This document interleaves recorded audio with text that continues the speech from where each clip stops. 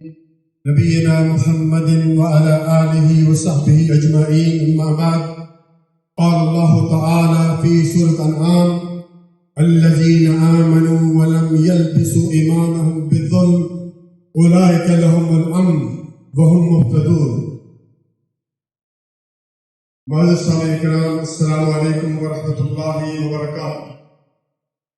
آج کا دن 14 اگست، جو کہ ہمارے قائدین بالخصوص قائد اعظم محمد علی جناح اور علامہ اقبال نے دیکھا تھا، ایک آزاد وطن جہاں ہم اپنے دین کے مطابق زندگی گزار سکیں، جہاں ہمیں آزادی ہو، اور یہ آزادی ہمیں پیارے بھائیوں آسانی سے نہیں ملی۔ لاکھوں لوگوں نے اپنی جانیں قربان کی اور ہزاروں ماؤں نے اپنے بیٹوں کو کھویا۔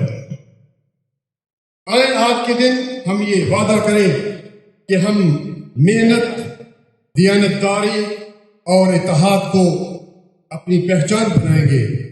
پاکستان ہمارا فخر ہے، ہماری پہچان اور ہماری جان ہے۔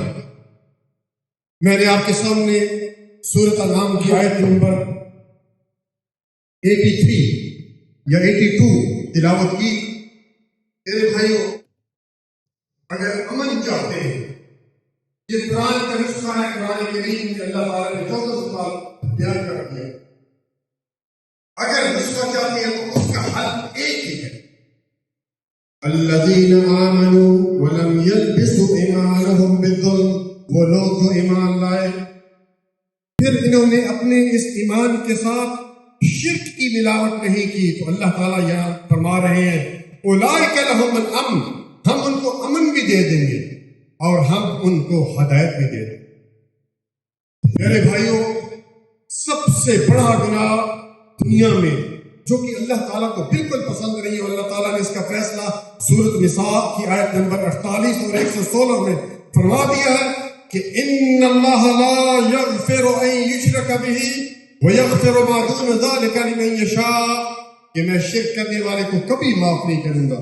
شرک کی حالت میں اگر موت آ گئی میرے بھائیوں، اس کی معافی نہیں ہے۔ اس کے علاوہ جتنے گناہ ہیں اللہ تعالیٰ فرماتا ہے میں چاہوں گا معاف کر دوں گا۔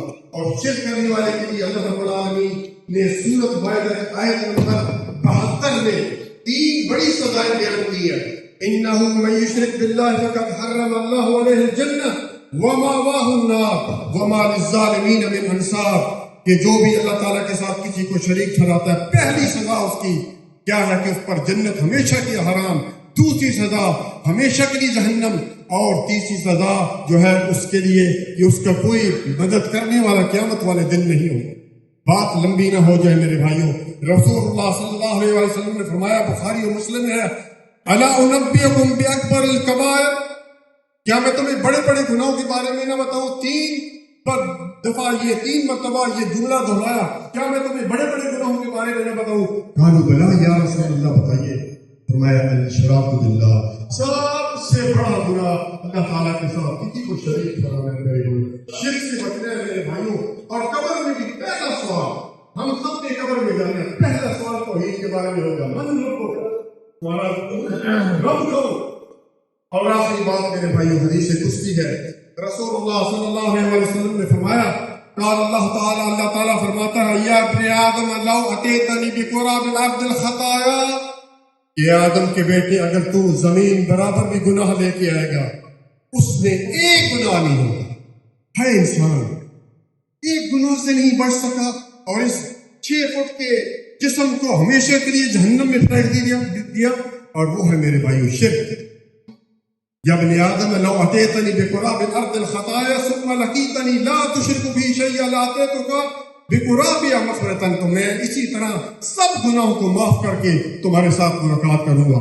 اللہ تعالیٰ سے دعا ہے کہ اللہ تعالیٰ ہمیں اس بڑے گناہ سے بچنے کی توفیق عطا فرمائے، اور اللہ تعالیٰ سے دعا کرتا ہوں کہ اللہ تعالیٰ ہمارے ملک پاکستان کو قیامت کی صبح تک جو ہے قائم و دائم رکھے۔